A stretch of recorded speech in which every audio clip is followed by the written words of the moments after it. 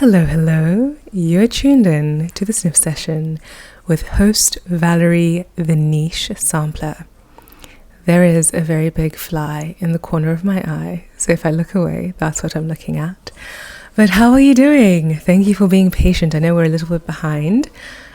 Admin, if you're listening to this before the end of August 2024, you still have a few days to enter my giveaway with Swiss brand Père Noir to win a bottle of their gorgeous, sumptuous leather fragrance, Kama.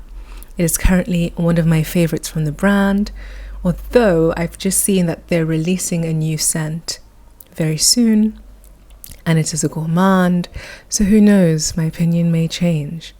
Maybe it already has, but if it had, I couldn't tell you, so why bother sticking to that narrative? How have we been? I've really been enjoying the warmth.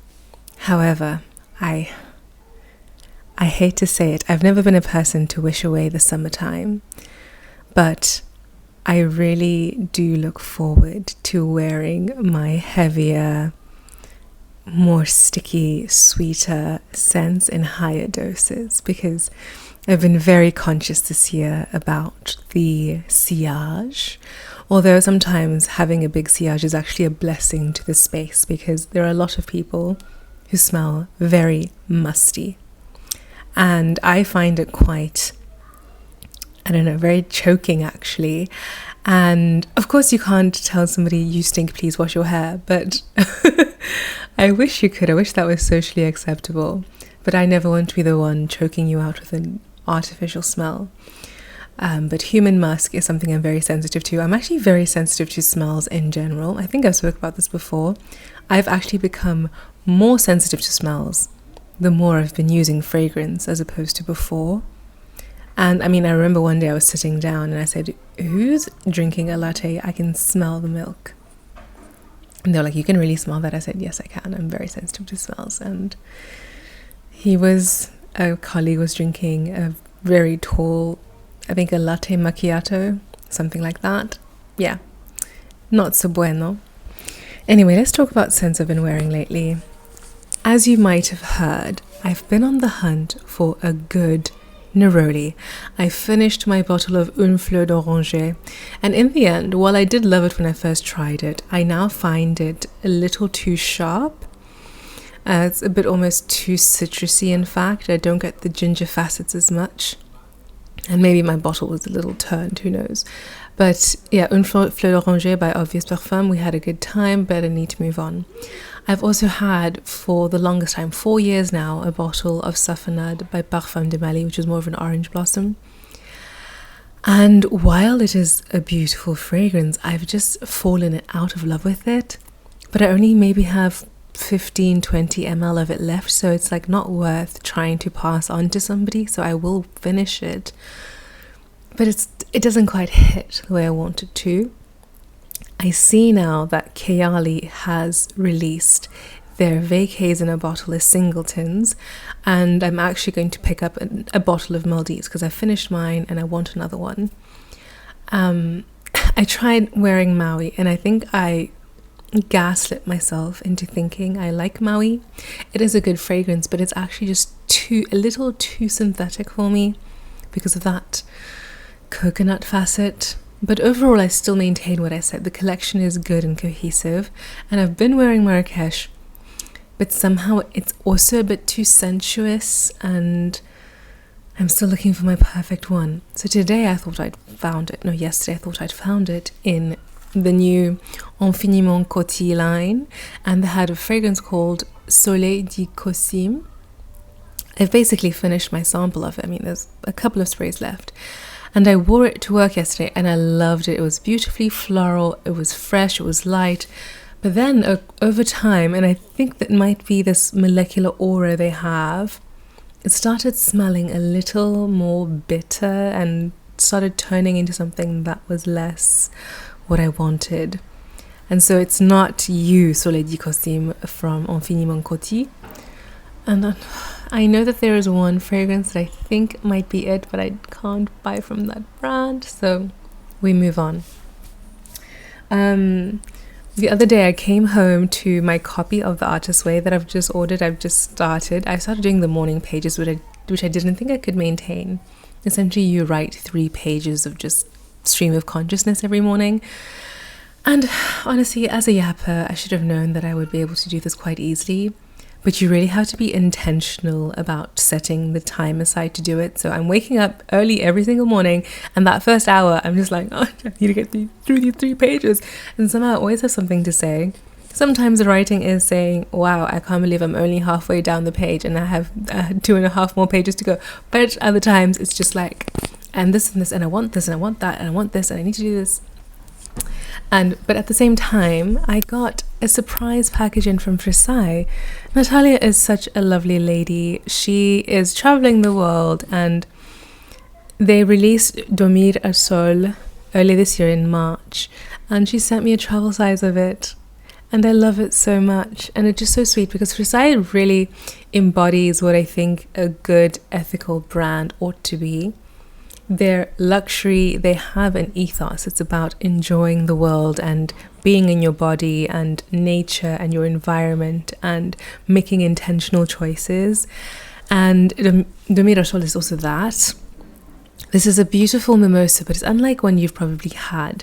It's not as powdery, but it's still got that slightly honey facet. And then there's a bit of a melon note to it, I think, and something a little creamy. And then there also are these grassy, light, woody facets. It's very beautiful. This is actually now one of my favorites from Frassaï. And I definitely think at some point I will be pulling a trigger on a full bottle of this as well as Blondine, because I love those 2 fragrances so much. And maybe next year summer I will pick up El Descanso. I just want them to bring back their hair fragrances, honestly, because I missed El Descanso this summer for as a fresh mist, and it was a beautiful price point. And honestly, I loved the design of the bottle. Natalia has a great aesthetic eye, so I love the design of it, and she does a lot of everything in Frassaï, so she's really a woman of many talents. So I was really grateful to receive that. So I've been testing it out here and there, and I sprayed them actually when I got home, and it's just really lovely. I don't know what kind of energy is put into these fragrances, but they're always so calming to me. And I think also because I've seen and engaged with the brand, I understand their energy and their philosophy, and I think that also plays into it. So yeah, I really love the brand concept, I love the scent, and I'm just so grateful. And I love those kinds of kismety moments. And every time I get frustrated about my stagnancy on different social media platforms, I'm reminded very quickly that I'm in a very lucky position, and despite the fact that I've been sitting at the same number for months on end, brands that I've partnered with still appreciate me, and they still want to involve me in their journey. I mean, the other day I was sitting down and I thought, okay, this is actually very wild, because I literally got a text from a PR lady saying, hey girl, have you had a chance to look at our website to see what you'd like to try next? I said, no, I haven't. Well, I'll let you know. Thank you. What life is this? And I don't talk about my content creation at work. I'm a grad student in a lab. I mean, I think everybody knows that I'm kind of into glitz and glam and fragrance for sure, because I'm always wearing perfume. But I don't, and I have never come to the lab and said, oh, I create content. So I could never even think how my lab would react to know that. Sometimes I'm coming into the office wearing things that are not released. Sometimes I'm coming into the office, a lot of the time I'm coming into the office wearing perfumes I did not pay for. And it is just a little bit of a privilege, and I'm very grateful for that. And I'm always grateful for my audiences across all of the platforms. In fact, how mad is this? Before I filmed my last episode on Spotify alone, we were just over 100 subscribers, right, on Spotify. We've grown by 30% in a week. That's just bonkers to me, and I love that, and I'm so grateful for everybody tuning in. And I'm trying to step away from looking at metrics so I can just enjoy the journey.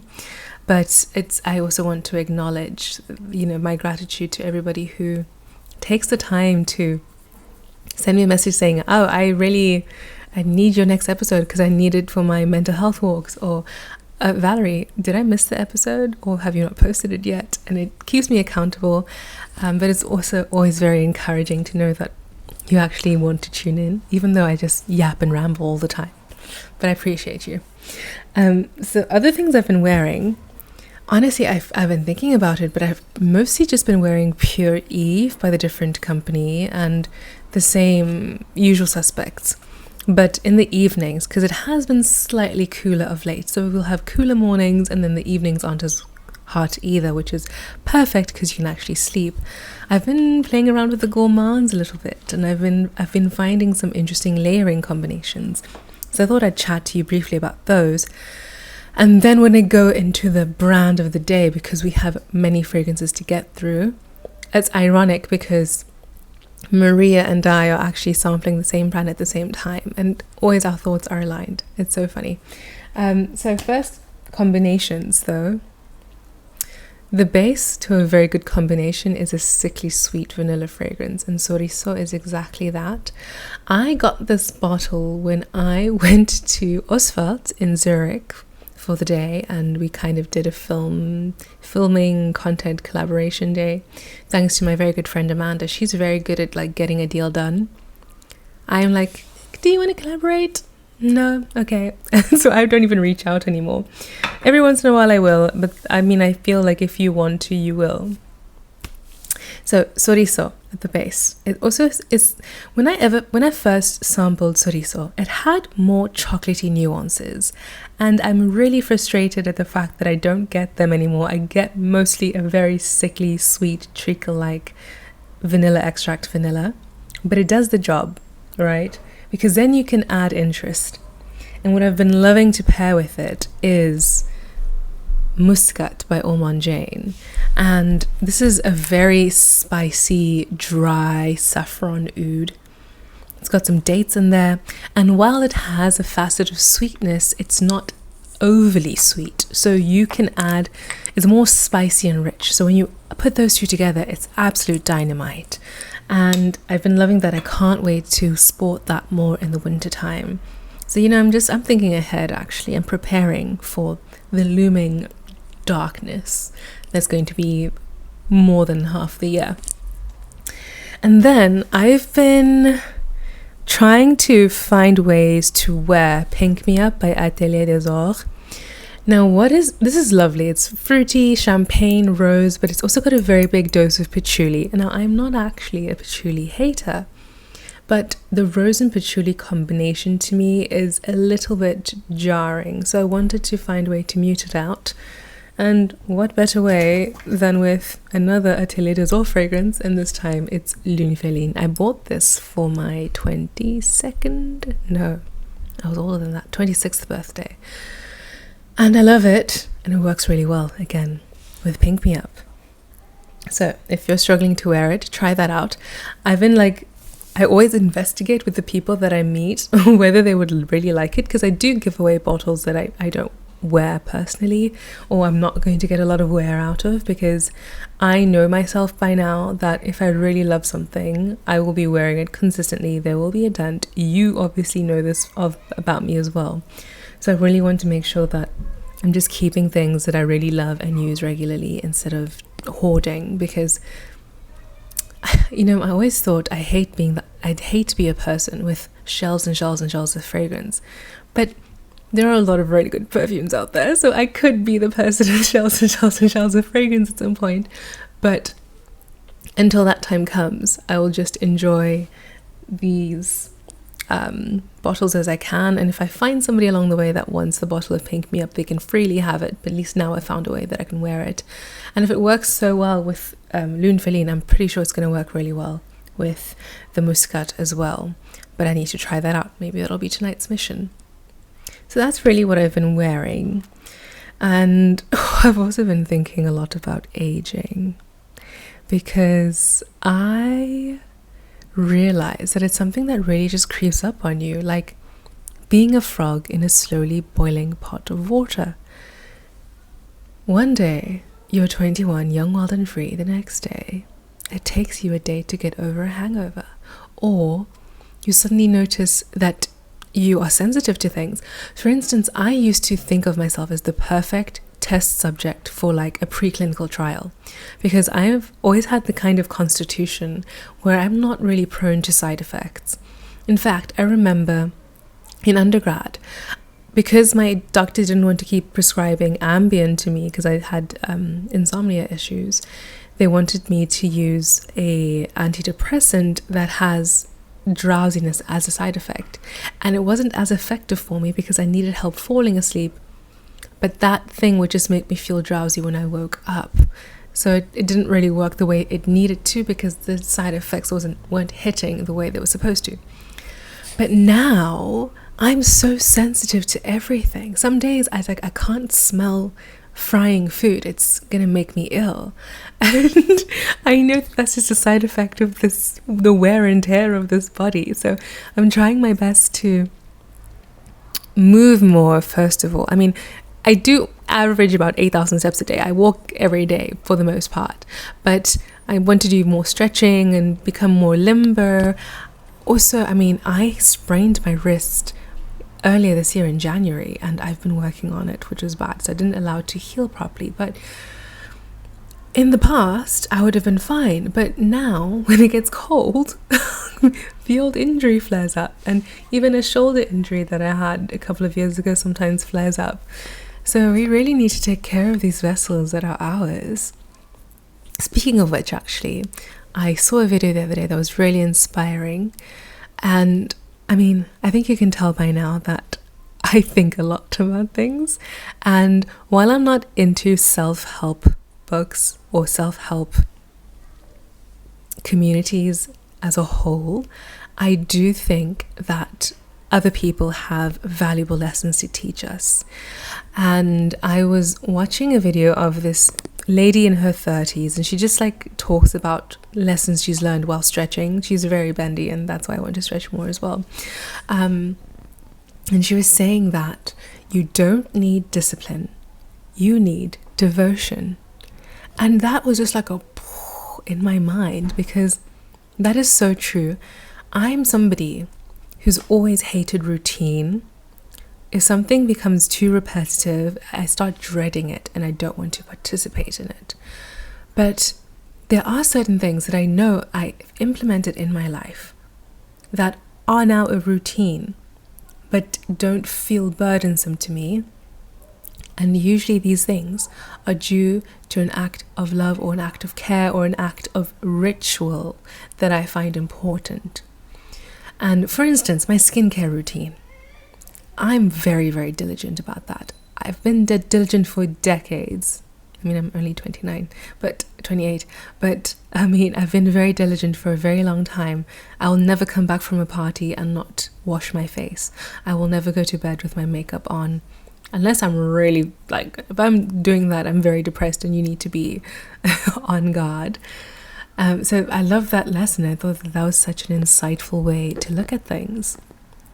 And because I've had to learn how to be soft and lenient with myself, and I've had to learn how to be less critical, not only of myself, but being less critical of myself also helped me be less critical of others. Unless it's moral standpoints, there I'm really maybe you're not the person for me.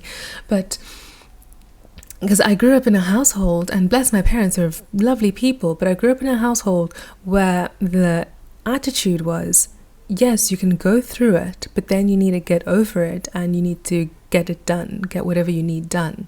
So it was always about, overcoming your emotions so that you could be productive or you can achieve something and do something.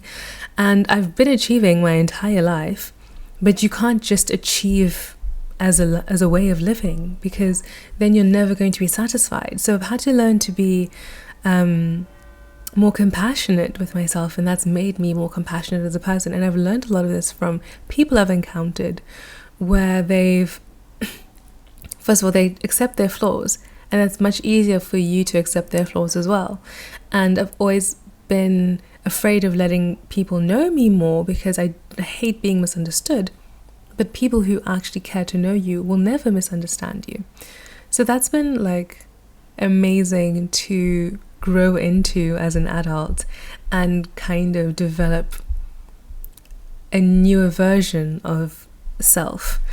And I always feel sad when, if you think about personal evolution, I think that this is something that happens especially when you're away from where you were born or where you grew up, is that when you go through these personal revolutions, the people that you left or aren't as much involved in your life are kind of running on an old operation system, of an old version of you. And I find that a little sad, because I think that sometimes if you go back into that context, that maybe you can regress a little bit so that you don't disturb their image of you, but also it could maybe feel a little disarming because they might be reacting to a version of you that isn't the updated version. So I always find that that's a really interesting parallel, and I don't know how you could keep people updated. I suppose it takes a lot of work, and everybody has to buy into knowing the person in a way that they can consistently meet them. And I think that the self is kind of constant, and I think that sometimes part of growing up is just allowing yourself to be who you are. I can't tell you how many hobbies I've just returned to that I've been doing for ages. From doing little sketches to writing to being on social media. I've done that since I was a teenager, and these were things I've loved since I was a teenager, and I'm doing it all over again because I had found the key back then. And sometimes I get a little frustrated. Listen, I will never say that I'm some kind of anti-capitalist stalwart, but I do resent the capitalistic systems for how much of our lives they take from us. Because, I mean, today I just really wasn't feeling it. So I left work early, and the plan was just to go get my nails done and then come back home and read. But honestly, I'm a quick read, so I don't need to devote that much time to it. I did eventually get my nails done. Can you see it? Can you see it? Check it out. It's still red, a little bit more orange, and an almond shape. I feel like myself again, because they were kind of square and rectangular for a while, and I absolutely hated that with length, and I prefer an almond. But what was my point? Oh yes, the way that we're robbed of our lives, because I would much rather be walking around town, exploring new stores, talking to people, going to bookstores, going to galleries, just vibing out. Even being in the forest. The other day, I went to Geneva because my dad was on his way to somewhere near Lyon. And so going via Geneva is easiest if you go through Switzerland. And because otherwise he was going to go to where I live and then still go to Geneva. And I thought, Dad, I'll just meet you in Geneva. And we went to the botanical garden there, which is huge, but not as big as the one in Cape Town. Kirstenbosch is like one of the best botanical gardens in the world. Definitely the most unique one in the world, because you do not get the flora and fauna that exist there in other parts of the world. Okay, specifically the flora. Maybe you get the fauna, but definitely not the flora, because Fynbos is very specific to the Western Cape.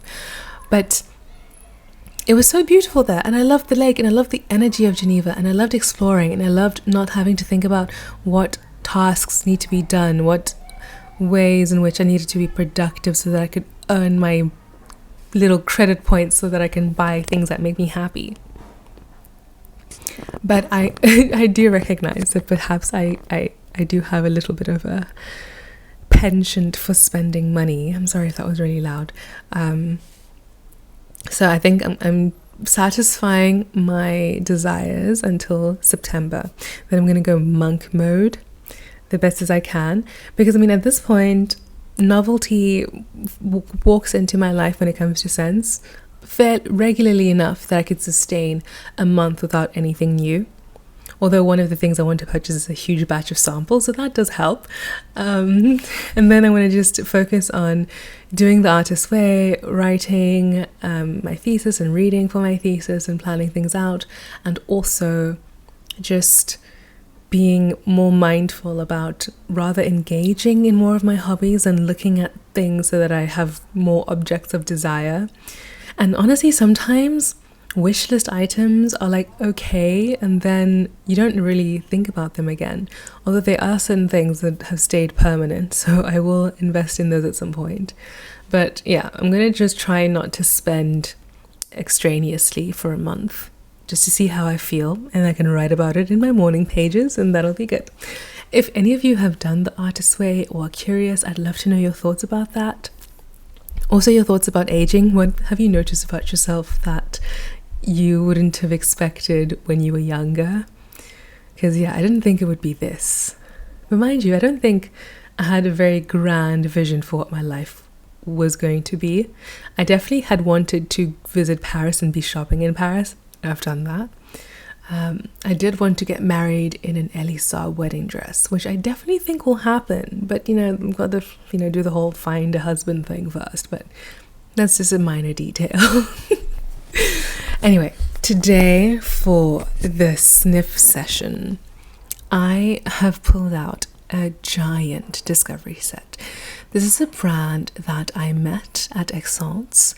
They were kind of allowing people to take appointment slots to meet up with them, and I had been curious specifically about a scent called Mashumaru that Jade of Jade Alice Bod had spoken of. She's got a new fragrance with Le Monde Gourmand. Actually, if we say it like the Americans, Le Monde Gourmand. And it's called Pêche Delicieuse. I always wonder why they name everything in French to a non-francophone population, because it's an American brand. So she had spoken about Mashumaru, which is this burnt marshmallow rosy femme fatale fragrance, and I was very curious.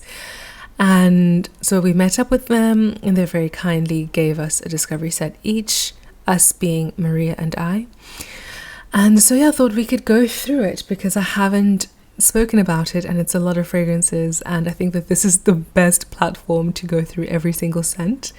I will say that the bottles looked incredible.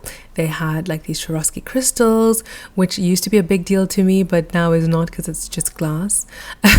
That's just treated a certain way. And they've got a beautiful shape.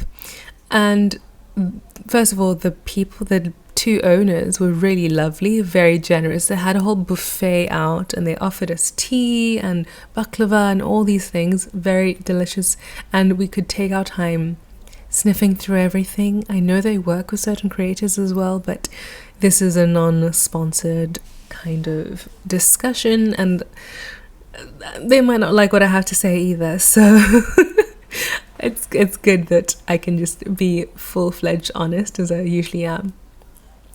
One thing I did want to say though is that they did have very strong opinions about what a niche luxury brand should be, and they speak of quality in the product, uniqueness in the juice, and just quality and luxury in all facets of the fragrance, and also longevity, and I agree with that. But I also think that there are a few hits and misses depending on your taste, and I do have a handful of fragrances I love from them and I would love to have, but they're very expensive, and while that never really deters me, I'll make a plan. They're not so amazing that I would really make that plan so far. But of course, I still need to wear more of them on skin and see what's what. Oh yes, they're Turkish. I forgot to mention that. So this is the discovery set of 14 fragrances from Unique Luxury. It's always hard when things are inverted. And this is, I'm going to put it in front of my face like this so that there's going to be a clip of it where you actually see it the right way around, because when I'm not inverted, I'm very asymmetrical, and it's very jarring to see. And if you see me as an asymmetrical person, never tell me, because there's nothing I can do about it. So let's get into the fragrances. So as I said, we have 14 here, and luckily they come in like this velvet pouch with each its own little box. So I sprayed each sample into the box so we can just sniff into the boxes, and I don't have to do that awkward spraying while holding the mic thing, and we can just discuss as my opinion goes. And let's start with Beryl. Yeah, so one thing about this brand is a lot of their fragrances I find very heavy-handed, which I think is associated with wanting to have very long-lasting scents. So I find that, I think they're all extraits de parfum. Yeah, they're all extraits. So you get some brands that claim to be extraits, but they also have quite a diffusive olfactive pyramid, but I find these ones a bit more squished. So Beryl is quite a dense fragrance. I sense some oceanic notes, maybe a bit of ambergris. It feels like a dark fougere, but it doesn't feel special. You know, I could find this maybe in one of the higher end regions of a men's fragrance department. Not my cup of tea. Then we have Coty. Oh, so this one is a bit chocolatey, I would say, and it also has almost like date facets, slightly honeyed as well, and woody, and also very, very dense. This is quite nice, but not necessarily my cup of tea either, but I would like to smell this on another person. Then we have Beverly Hills Exclusive. Now this is something that stood out on the day when we were sniffing things. And it's standing out again. So I'm getting a cardamom, maybe a rose, also some sweet facets. I don't want to say necessarily dates, but something sweet. Now Beverly Hills Exclusive, I believe, is actually exclusive to Beverly Hills boutiques because they have a factory in the US and in Turkey, I believe. Now, listen, forget Baccarat, forget Delina. This is money. Forget Oud Satin Mood. Because there are familiar facets to other fragrances, but this smells like niche and luxe, and if I recall, the actual olfactive pyramid is quite complex, but this is something that really stood out to me and I really enjoyed, and I'm going to need to wear this more in the winter time because it's a bit heavy for summer. Then we go on to Crush on Me, which is a bit of a sour patchouli to me. Yeah, not a fave. It feels almost boozy as well, but more in a off fruit kind of boozy way. Next we do Mashumaru. This is the scent that Jade spoke of that I looked for. So you really get, it's so interesting. I feel like you have this rose marshmallow that's been in the fire. You know, my sister loves to put the marshmallow and set it on fire inside the fire so that she could blow it out, and then you really have a real crust of like dark burnt marshmallow, and then she'll peel that off so that you have more ooey gooey marshmallow inside. She also eats the carbonated part as well, which I don't think is very good for you, but that's what Mashumaru reminds me of. It's really rich and sensual, but again, this is really, really dense, so this is something for the winter time, but it's divine. And then we have Mangonificent. Yeah, maybe the naming could, be a little better in future, but so it's interesting. When I first smelled this out of the bottle, it felt like a mango peel, but now it feels more synthetic. It feels like a mango flavored something, like mango flavor, or actually could be mango juice or a mango flavored candy. And honestly, while it's well executed, it's a true mango. I've never woken up wanting to smell like mango, or pineapple for that matter.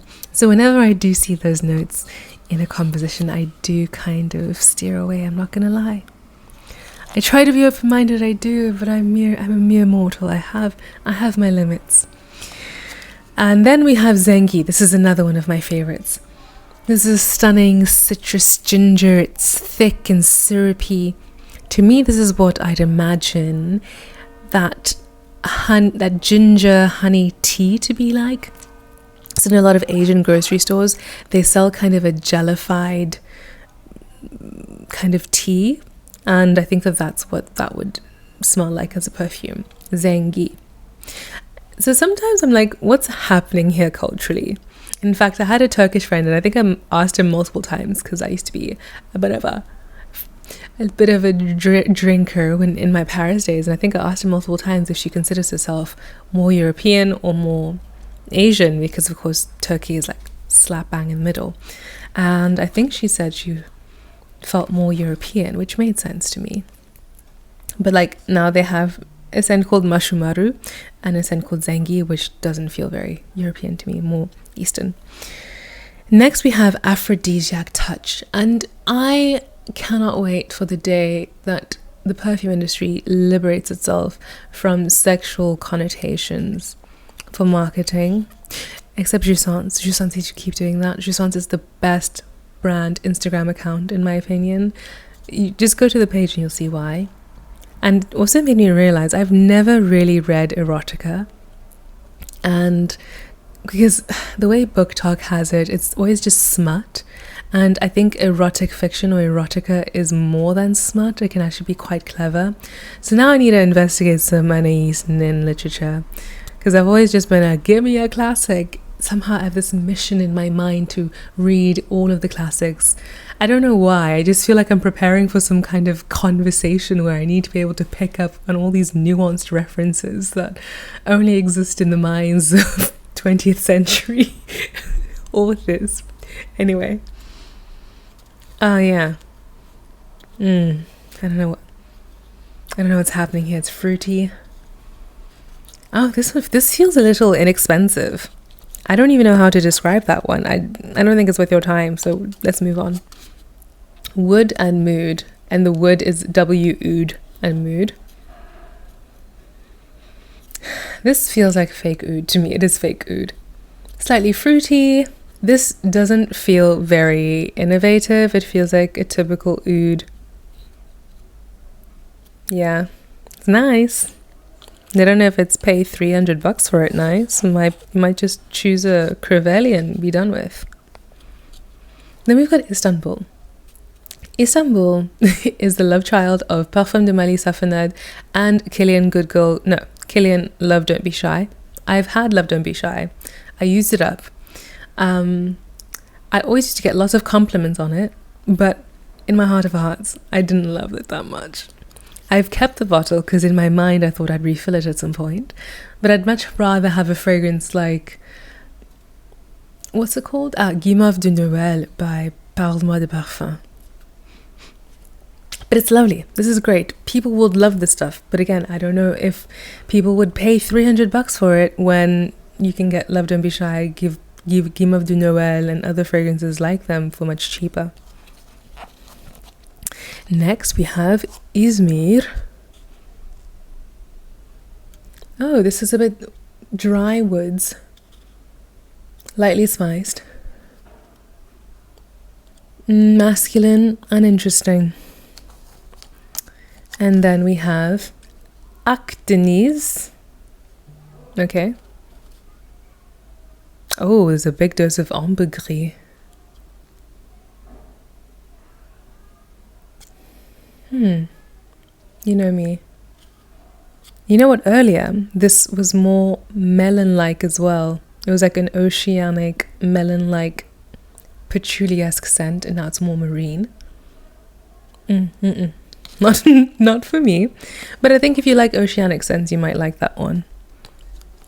Next we have Chocolate Makes Me Happy. It smells chocolatey. But more in a we're trying to make a chocolate fragrance. It doesn't smell super photorealistic, so it feels like a fudgy chocolate, almost like a chocolate brownie.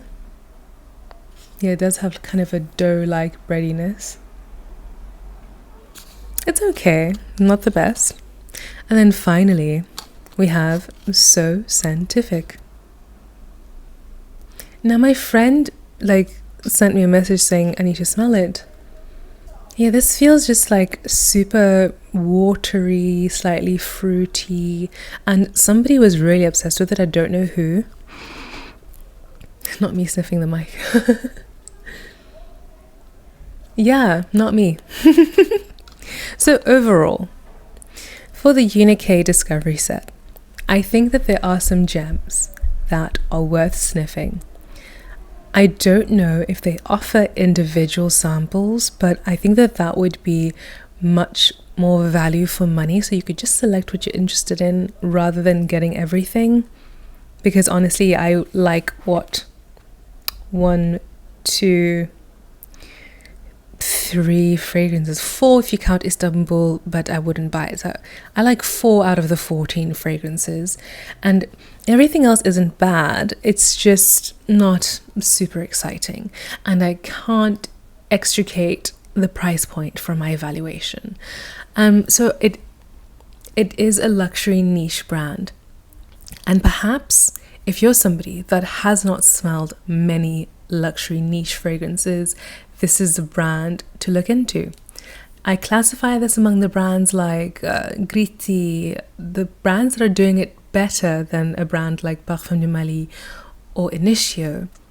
But it's not a brand necessarily for somebody who's looking to be thrilled and excited.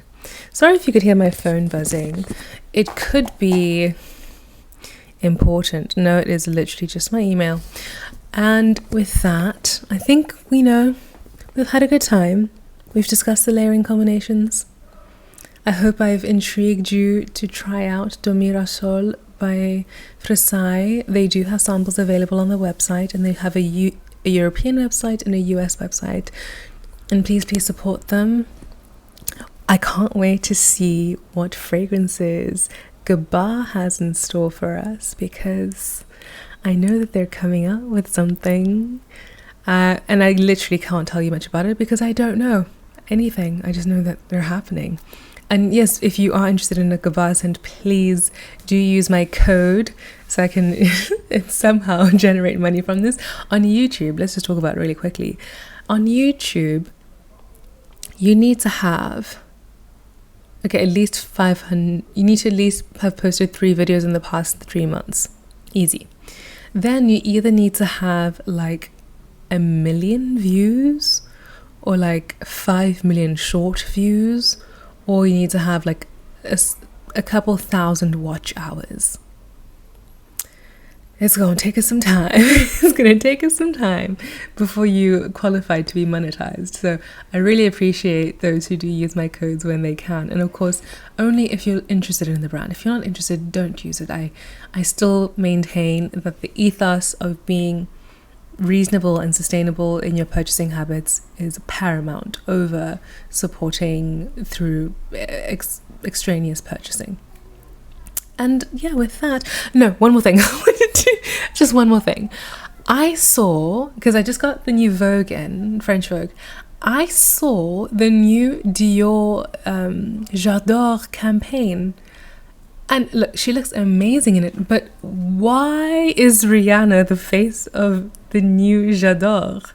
It doesn't make any sense. One, Dior's an LVMH brand, but that's fine. But one, she has her own perfume and her own beauty brand. So is that not a conflict of interest? Je comprends pas. I don't understand. Also, I've really been a little francophile lately. I've been starting some videos off with like, coucou les amis, on va faire un parfum du jour. And it's usually just like, hi, we're doing a fragrance of the day. And I've been reading more Vogue, and I've been listening to more French creators in French, trying not to read the subtitles, because somehow the spirit in me wants to move to Geneva, I think. I think that's what's happening, but I need to find the right career moves to make that happen. But I really love the energy of that place, because I love living in Paris, but the French administration system is so traumatic. I would never want to do that to myself again, unless I had to. So I love the Swiss bureaucracy when it comes to immigration. They're very efficient, very quick, also very expensive, I'm not going to lie. If you go to the Préfecture de Police to renew your titre de séjour in Paris, your time is what is the currency. But if I remember correctly, maybe not. But in Switzerland, they'll send you the bill before they'll send you your residence card. They'll be like, okay, that'll be 130 francs, please, which is hilarious. But I mean, at the end of the day, I'm very privileged and grateful to live in a stable country. And it's a scary time for me because I'm nearing the end of my PhD. I still have another year at least secured, but I don't know what's next. And I'm not really sure what I want, because this was the goal for the longest time. So I'm happy to have passion projects like these and people like you to interact with. So tell me something in the comments that you think I ought to know. Don't forget about the Père Noir giveaway if you have not listened to the last episode about how to get a bonus entry and also not entered on Instagram. Always remember, friends, sample before you buy. And as always, happy sniffing.